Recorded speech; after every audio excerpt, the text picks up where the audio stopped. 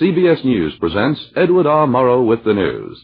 Mr. Murrow is heard Monday through Friday at this time with his report and analysis of the latest news developments. In his summary of the news and in his analysis of its meaning, Mr. Murrow frequently uses the exclusive reports of CBS News correspondents in this country and overseas. By shortwave radio, by telegraph and cable, from news centers around the world, their on-the-spot reports provide first-hand coverage of the news as it happens. Each of these correspondents is a specialist, with a specialist knowledge of the country to which he has been assigned, and each of them makes a point of reporting the often unpublicized, behind-the-scene events that give added significance to the news of the day. From their reports, you learn not only what is happening, but why it is happening. The result is the complete authoritative coverage for which CBS News is noted. Tonight there will be a direct report from Warsaw on the parliamentary election Poland will hold on Sunday. Now, here is Edward R. Murrow. This is the news.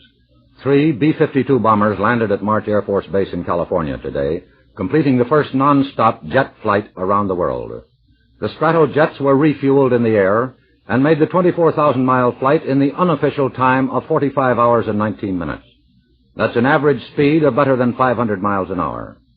5 B-52s made up the original formation, but 2 dropped out. The flight was led by Major General Archie J. Old, Jr., commander of the 15th Air Force, and General Kurt LeMay of the Strategic Air Command decorated each of the 27 crewmen with a Distinguished Flying Cross. General LeMay called the flight a demonstration of the capabilities of SAC to strike any target on the face of the earth.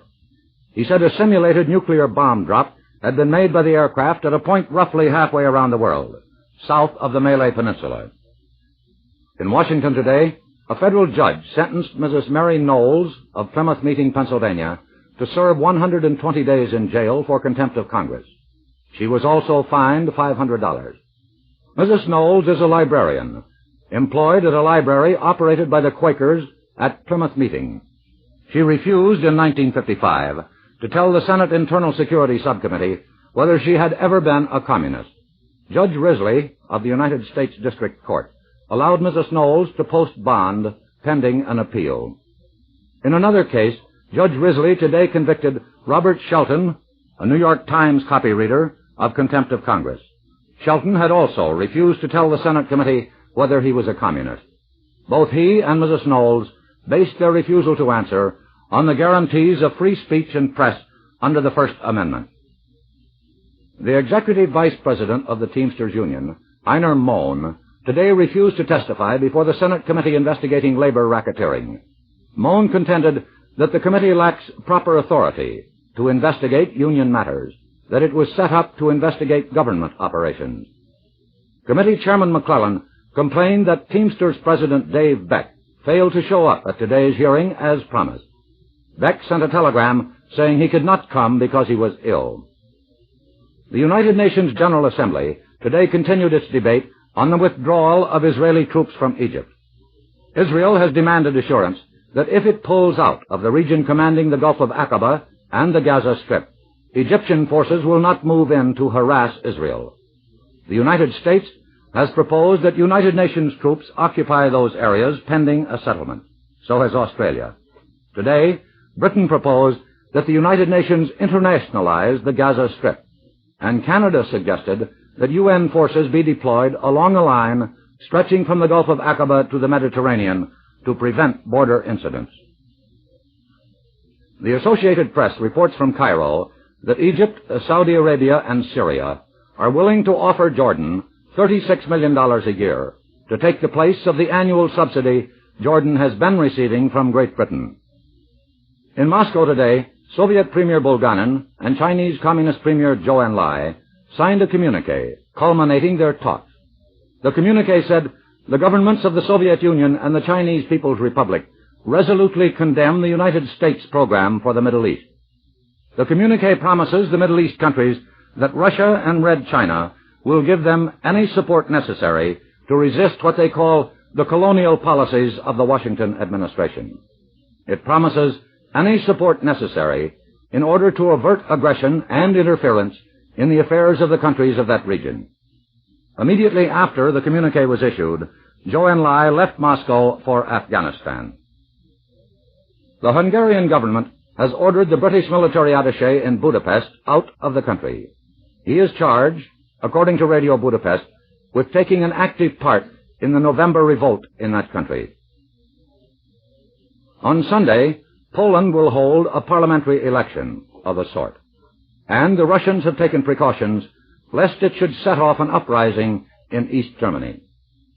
My colleague Ernest Leiser cables me from Bonn that for the time being, the East Germans are prohibited from holding any large public meetings of any kind.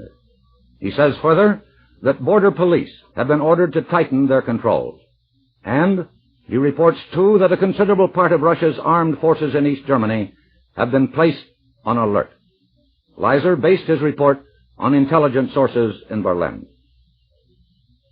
My colleague Daniel Shore, whose base of operations is in Moscow, has gone to Warsaw to cover the Polish elections.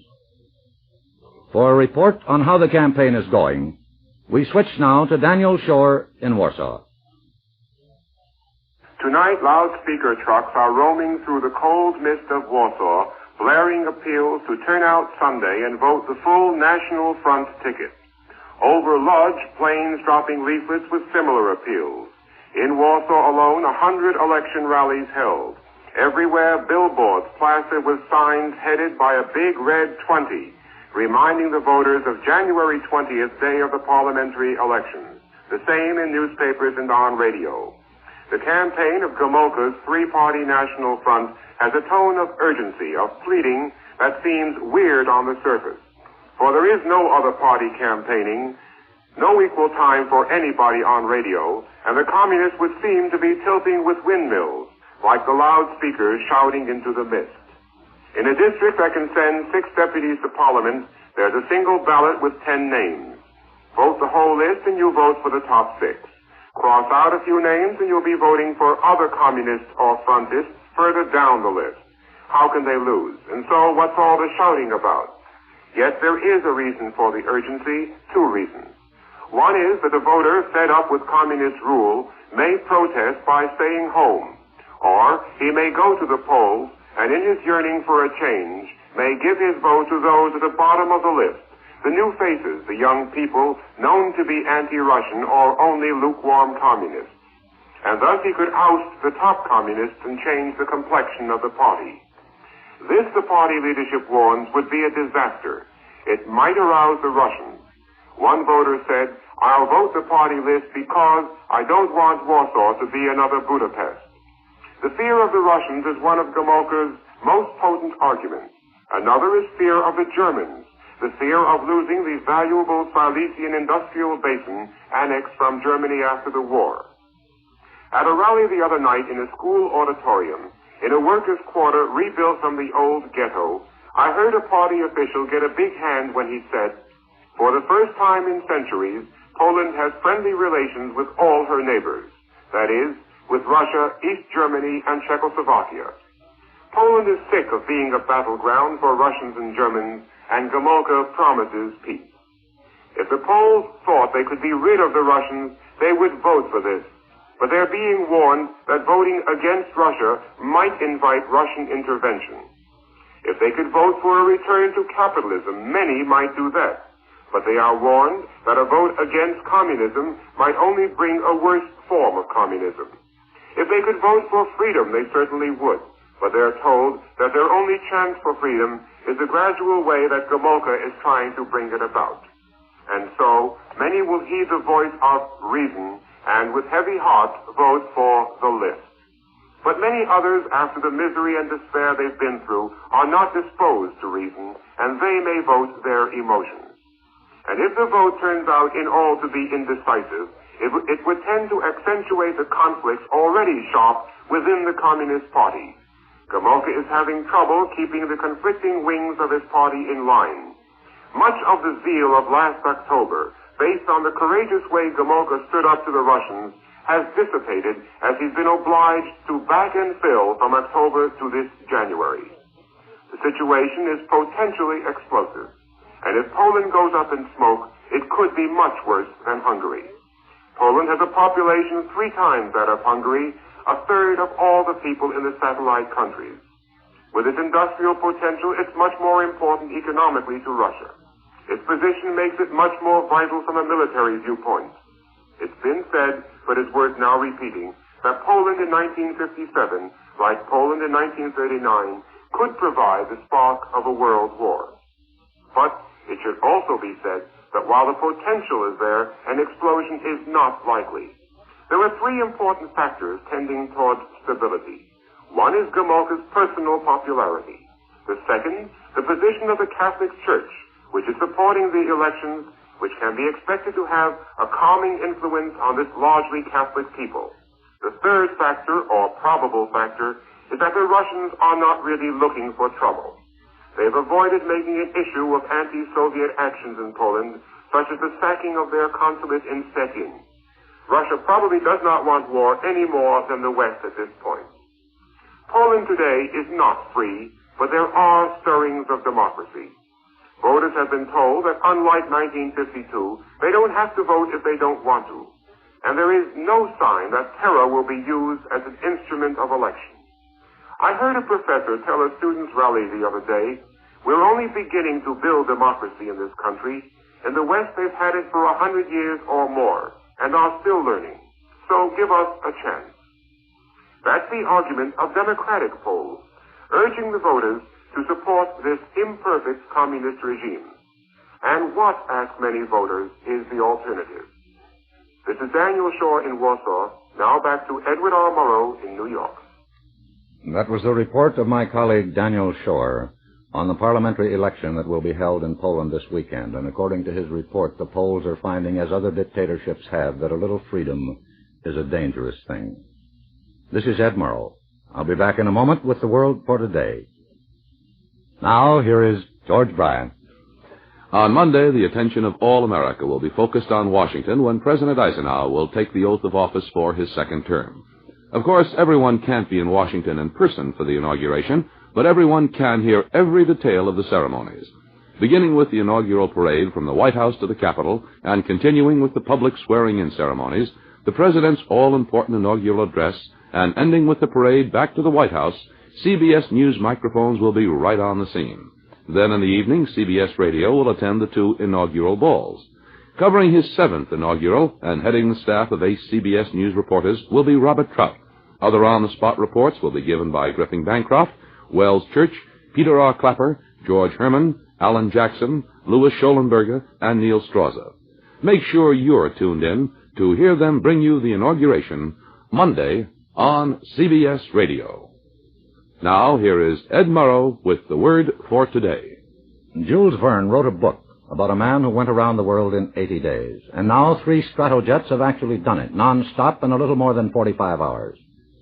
This shrinking of the world through speed recalls the observation of Willis Fisher. Men, he said, have learned to travel faster and faster, though on errands not conspicuously improved. This, I believe, is called progress. Good night and good luck. You have been listening to Edward R. Murrow with the news. Mr. Murrow is heard Monday through Friday at this time with his report and analysis of the latest news developments. Mr. Murrow's is one of many authoritative broadcasts brought to you each day by CBS News. Later tonight, over many of these stations, you can find new illumination on various topics of current interest in a special hour of programming. One of the programs is So They Say, which will preview the Inauguration Day parade and reception with the help of those on the committee for the event. In a festive vein, Mrs. Charles Wilson, wife of the Defense Secretary, will have some fashion notes, and UNIVAC will do some weather predicting. On The World Tonight, with Blair Clark as narrator, there'll be a feature report from Los Angeles on the round-the-world flight of jet planes, a report from Monaco, where royalty is preparing for the birth of an heir, and a report from Kashmir on the current difficulties between India and Pakistan. Also included in this hour will be 5 minutes of news by Robert Trout and 5 minutes of news analysis by Eric Seferide. This is the CBS Radio Network.